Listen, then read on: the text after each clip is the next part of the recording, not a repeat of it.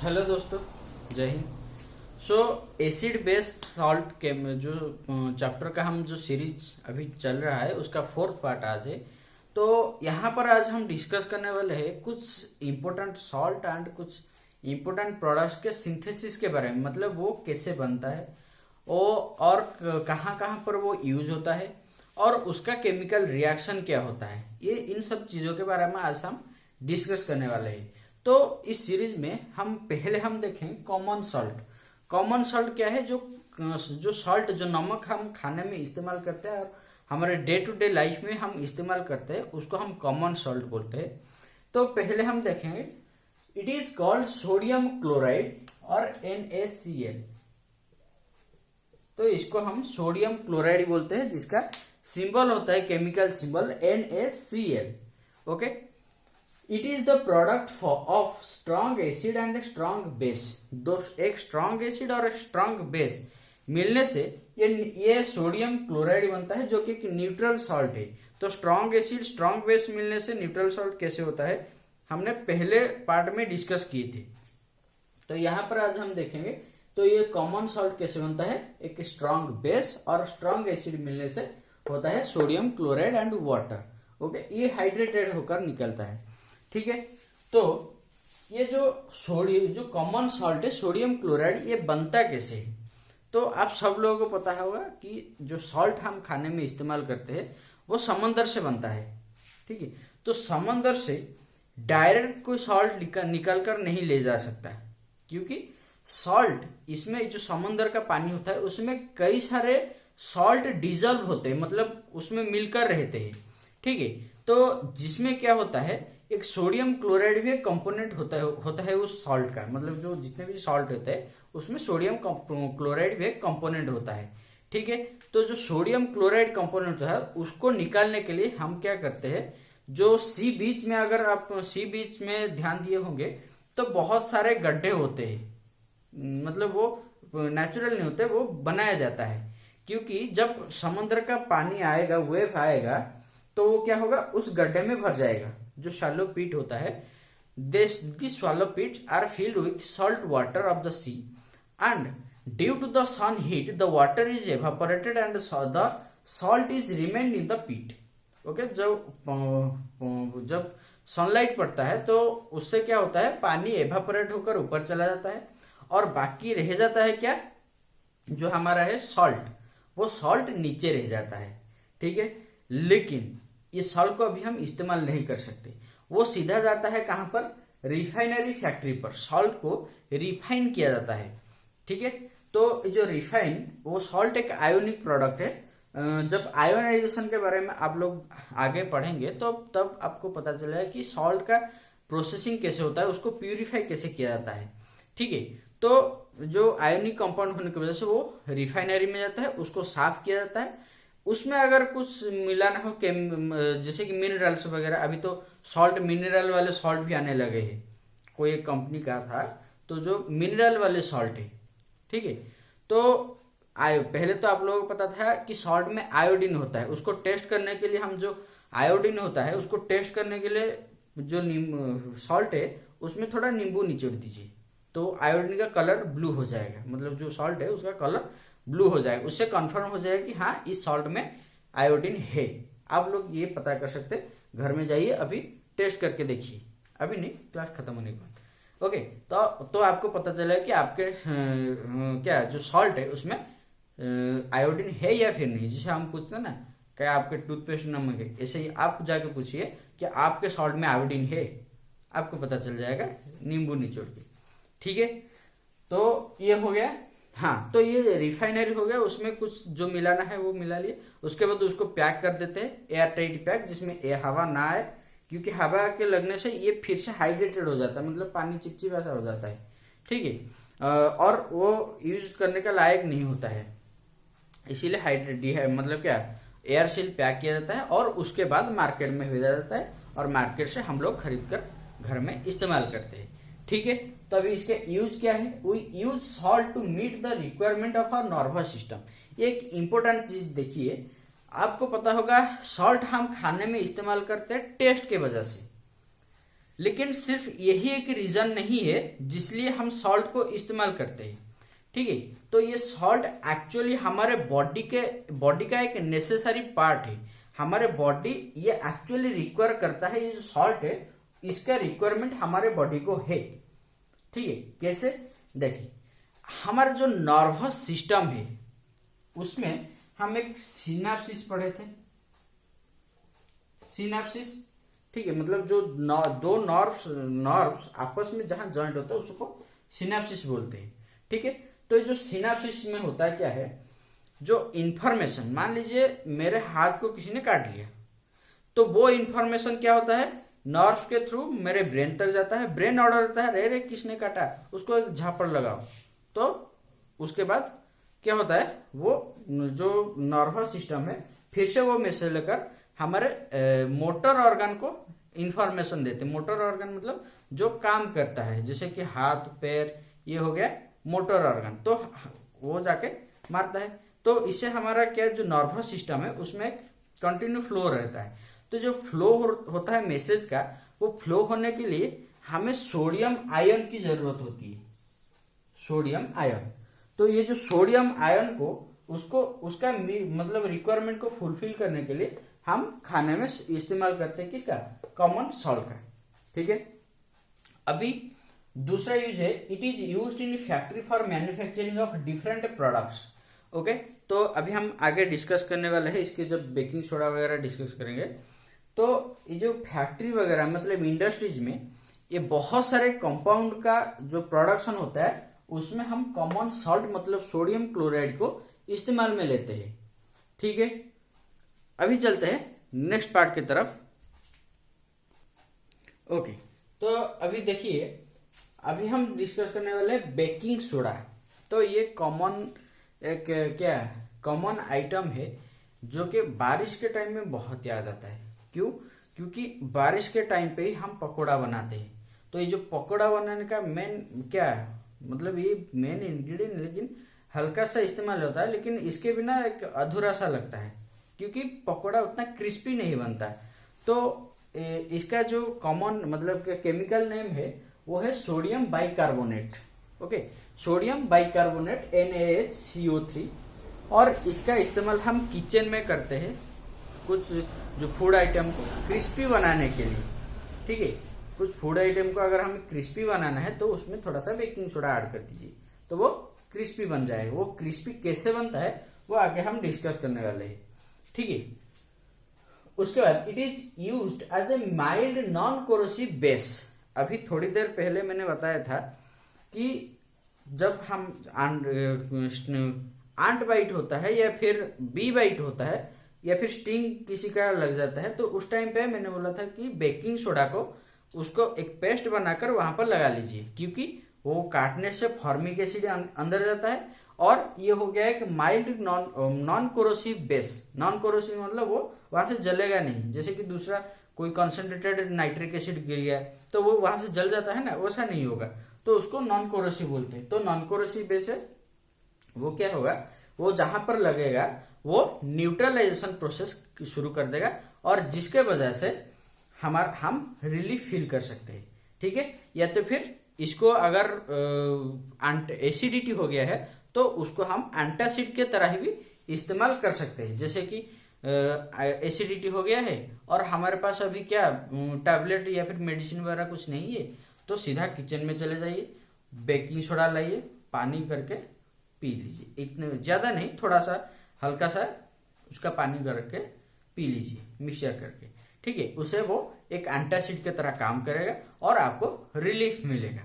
ठीक है, अभी next, it is a major component of baking powder.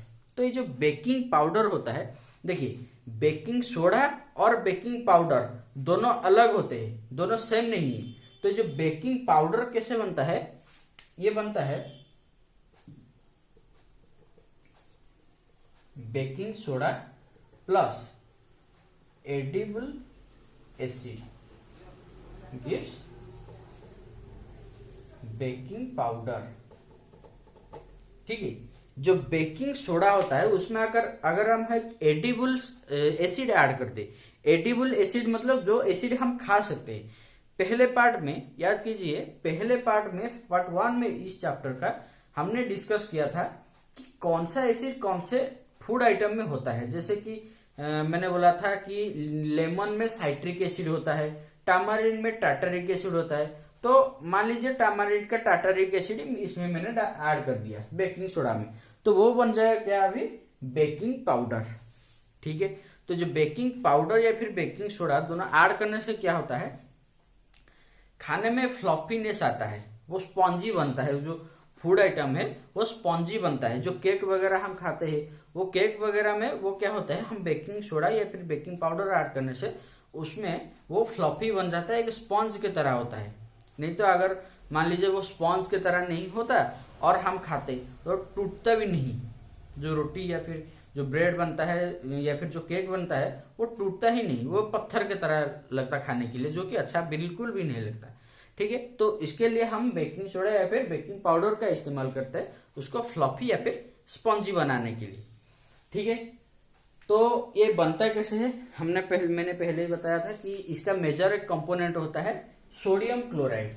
तो ब्राइन क्या है, एक चीज यहाँ पे टर्म आया ब्राइन।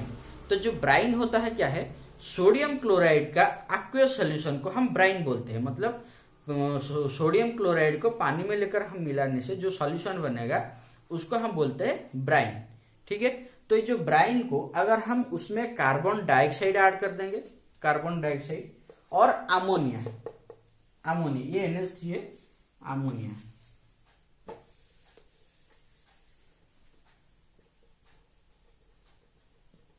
अमोनिया। तो ये जो अमोनिया ऐड करने से उसका रिएक्शन होके ये अमोनियम क्लोराइड निकलेगा, जो कि एक बेस है और उसका हमें कोई मतलब नहीं है। हमें काम है इससे सोडियम बाइकार्बोनेट और बेकिंग सोडा। ये हो गया आपका बेकिंग सोडा। ओके, तो अभी मैं जैसे हम डिस्कस किए थे, it is use as an antacid की तरह इस्तेमाल करते हैं हम। खाने से हमारा एसिडिटी कम हो जाता है। दूसरा इसका इस्तेमाल ये है, it is used in soda acid fire extinguisher. तो जो सोडा एसिड फायर एक्सटिंग्विशर क्या है, आप लोग फायर एक्सटिंग्विशर तो सब देखे होंगे, सब जगह पर होता है। आजकल तो कंपलसरी हो गया है, हॉस्पिटल, स्कूल और क्या गाड़ी, जो जितने भी ट्रांसपोर्टेशन के लिए व्हीकल्स होते हैं, पैसेंजर व्हीकल्स, उसमें सब में कंपलसरी हो गया है। आपके स्कूल में भी लगा होगा, जो पाइप से लगा होता है, एक पाइप रेड कलर का पाइप लगा होता है ना, वो फायर एक्सटिंग्विशर सिस्टम होता है। और उसी के साथ ही एक रेड कलर का क्या बॉक्स होता है, जो सिलेंडर होता है, उसमें होता है क्या, फायर एक्सटिंग्विशर। तो एक तरह का फायर एक्सटिंग्विशर होता है सोडा एसिड, क्योंकि फायर एक्सटिंग्विशर बोलते हैं तो हमारा दिमाग में सडन आता है कार्बन डाइऑक्साइड, जो कि ड्राई आइस के फॉर्म में होता है। तो जो कार्बन डाइऑक्साइड होता है वो जनरली फायर एक्सटिंग्विशर में इस्तेमाल होता है। लेकिन एक तरह का होता है सोडा एसिड फायर एक्सटिंग्विशर। तो जो सोडा एसिड फायर एक्सटिंग्विशर होता है उसमें ये बेकिंग सोडा का इस्तेमाल किया जाता है। अगर कहीं पे आग लगी है और आपके पास कुछ भी नहीं हो आग बुझाने के लिए, फिर फायर एक्सटिंग्विशर नहीं हो, तो उस टाइम पे आप क्या कीजिएगा, बेकिंग सोडा ले लिए, उसको पानी में ऐड कर दिए, मिलाने के उस सोल्यूशन का अगर उसके ऊपर आप डाल देंगे तो वो क्या होगा, वो बुझ जाएगा। तो ये कैसे बुझता है देखिए, मैं यहां पर लिख लेता हूं, इसको मैं थोड़ा जरा यहां से देखिए, इस रिएक्शन में हमारा प्रोडक्ट आया था बेकिंग सोडा NaHCO3। इसको अगर हम हीट करेंगे तो ये क्या होगा, ये डिकम्पोज हो जाएगा। क्या होगा, डिकम्पोज। ठीक है, तो एक सब्सटेंस डिकम्पोज होता है, ये हम कब बोलते हैं, जब एक प्रोडक्ट से कोई दो या फिर उससे ज्यादा प्रोडक्ट निकलता है तो उसको हम बोलते हैं डिकम्पोज होना। तो ये डिकम्पोज होके क्या बनेगा, CO2 कार्बन डाइऑक्साइड, जो कि इसका मेन कंपोनेंट है, और H2O थोड़ा हाइड्रेटेड होगा, और NaCO3 सोडियम कार्बोनेट निकले। ये हमारा कोई काम का नहीं है। ये कार्बन डाइऑक्साइड और वाटर, देखिए कोई आग जलने के लिए ऑक्सीजन की जरूरत होती है, आग बुझने के लिए कार्बन डाइऑक्साइड की जरूरत होती है और वाटर की जरूरत होती है। देखिए ये दोनों यहाँ पे हमें मिल गया, तो इसे क्या होगा, वो आग बुझ जाएगा। ठीक है, अभी यहाँ पर एक घर का नुस्खा है, मतलब घर में इस्तेमाल किया जाता है। एक गर्मी के दिन ज्यादा होता है क्या, मतलब जो मिल्क होता है उसको अगर हम वैसे ही बिना गर्म के ज्यादा देर तक रख देंगे तो वो लैक्टोबैसिलस नाम का जो बैक्टीरिया होता है वो इंक्रीज हो जाएगा और वो दूध फट जाएगा। ठीक है, तो उसको बिना फ्रीज के अगर हम स्टोर करना चाहे मिल्क को ज्यादा देर तक, तो उसमें क्या करें, pinch of baking soda add कर दीजिए। उससे क्या होगा, ये बेकिंग सोडा क्या है, एक बेस है, तो वो क्या करेगा, जो बैक्टीरिया बढ़ रहे थे वो एसिडिक नेचर के होता है, उसको न्यूट्रल कर देगा, जिससे क्या होगा, मिल्क ज्यादा देर तक रहेगा और खराब नहीं होगा।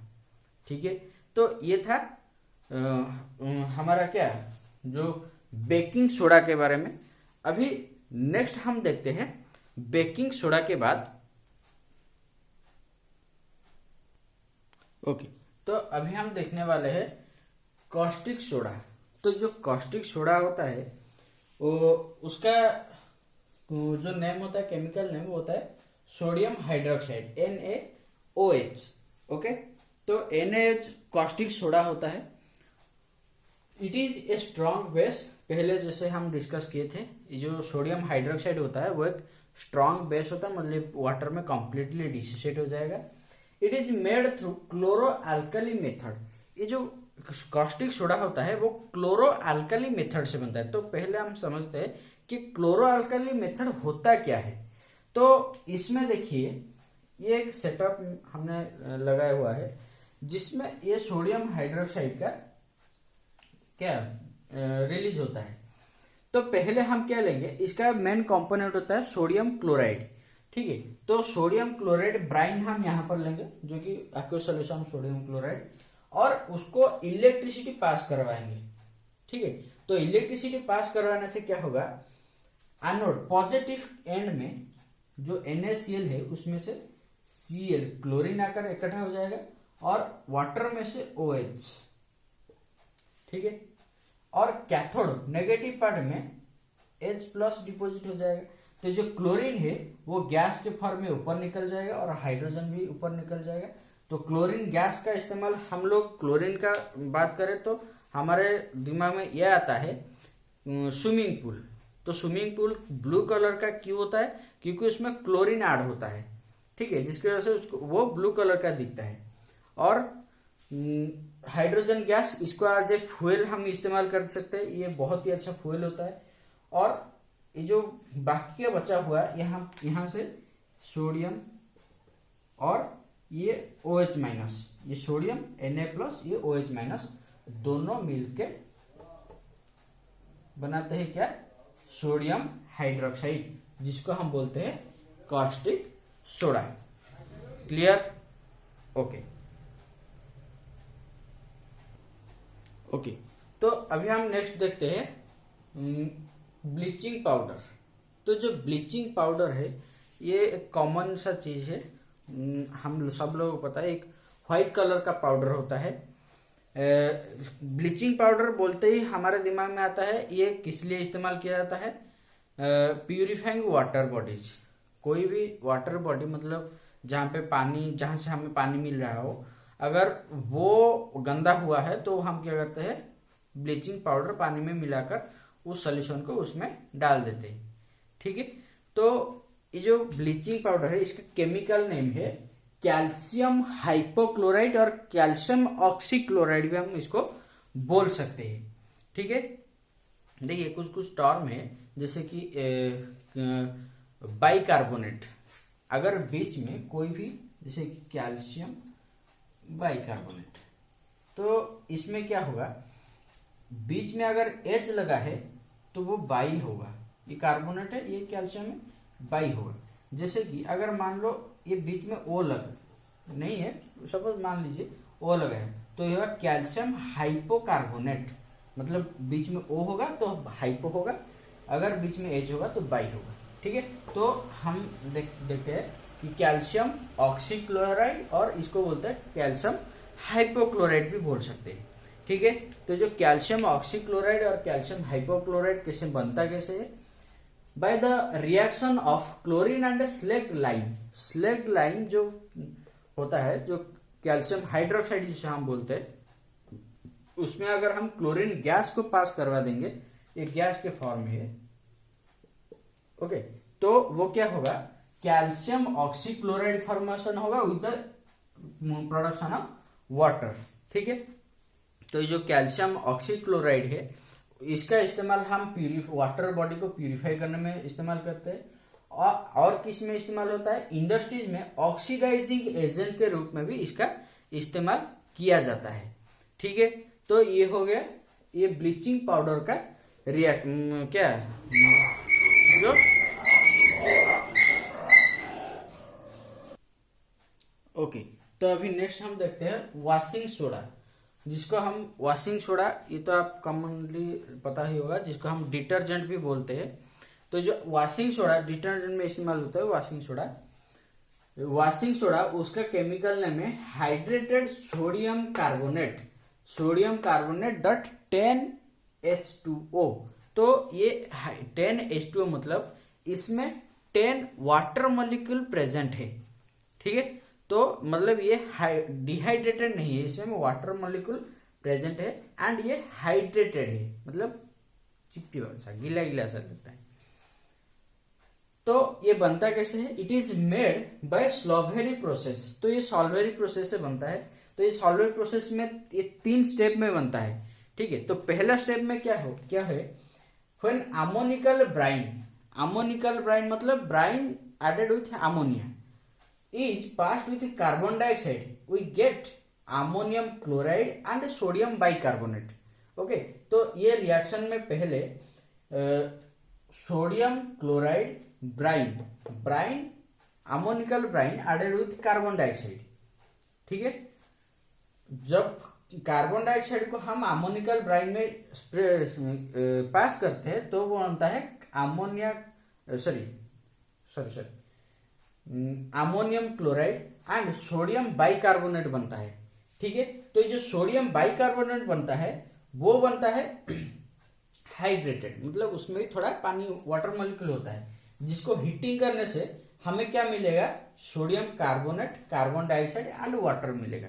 ठीक है, ये जो सोडियम बाइकार्बोनेट को हीट करने से, लेकिन हमें सोडियम कार्बोनेट नहीं चाहिए, ये डिहाइड्रेटेड है। ठीक है, और अनहाइड्रेस मतलब इसमें पानी नहीं, बिल्कुल भी नहीं है, यहाँ पे वाटर मॉलिक्यूल निकल गया है। ठीक है, तो ये जो सोडियम कार्बोनेट, अभी इसको अगर हम हाइड्रेशन करेंगे, मतलब इसमें अगर हम 10 वाटर मॉलिक्यूल ऐड कर देंगे, तो वो बन जाएगा सोडियम कार्बोनेट डॉट 10H2O, जिसको हम बोलते हैं वॉशिंग सोडा। क्लियर?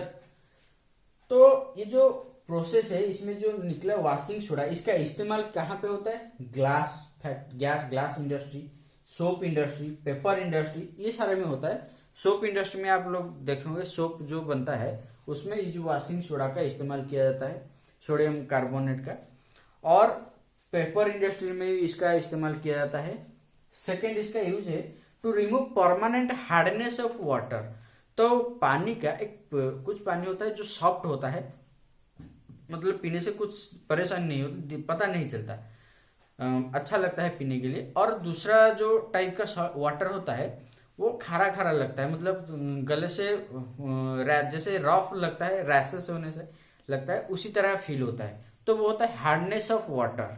ठीक है, तो जो परमानेंट हार्डनेस को रिमूव करने के लिए जो sodium washing soda, sodium carbonate 10H2O, इसका इस्तेमाल किया जाता है।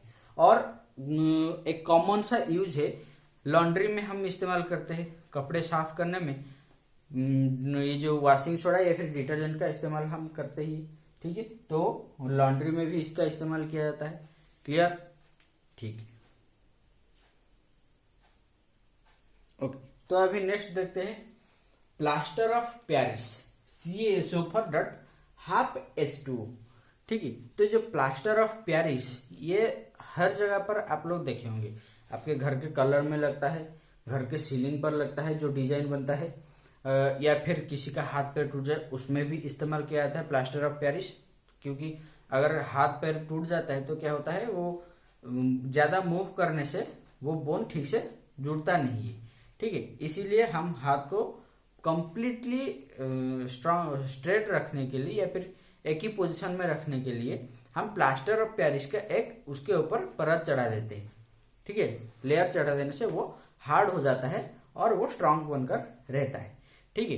तो ये जो प्लास्टर ऑफ पेरिस ये एक्चुअली ये जैसा हम इस्तेमाल करते उस तरह से नहीं बना था, वो पहले बना था जिप्सम से, मतलब एक जिप्सम करके सॉल्ट पेरिस में मिला था, ठीक है। तो पेरिस से मिलने की वजह से इसका नाम पड़ा प्लास्टर ऑफ पेरिस, ठीक है। जो जिप्सम मिला था वो उसको अगर हम थोड़ा सा हीट कर देंगे, ठीक है, तो हीट करने से क्या होगा, मतलब 100 डिग्री से सेल्सियस से अगर हम हीट करेंगे तो क्या होगा, उसमें से जो वाटर मॉलिक्यूल है वो वाटर मॉलिक्यूल रिमूव हो जाएगा, जिससे हमारा बनेगा क्या, calcium sulphate dot half H2O। तो जो जिप्सम होता है उसमें 2H2O होता है, 2 टाइम्स H2O, मतलब 2 वाटर मॉलिक्यूल होता है ये जिप्सम में। लेकिन इसको अगर हम 100 डिग्री सेल्सियस मतलब 273 केल्विन, हमें पता है 0 degree Celsius is equal to 273 kelvin, तो 373 मतलब 370 माइनस 270 मतलब 100 डिग्री सेल्सियस, ठीक है।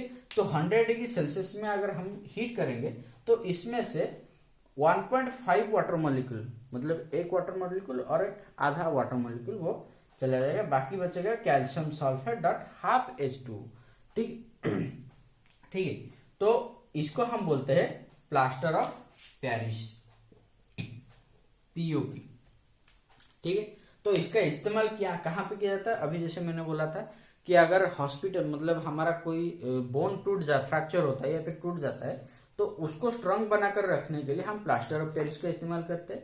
और उसके साथ अगर हम क्या जो घर का जो डिजाइन वगैरह बनाते हैं ना, जो सीलिंग पर जो डिजाइन बनाते हैं उसमें भी इस्तेमाल किया जाता है, थोड़ा कलर में भी इस्तेमाल किया जाता है, ठीक है। तो ये सारा होता है प्लास्टर ऑफ पेरिस का इस्तेमाल, ठीक है। तो आज के लिए इतना ही।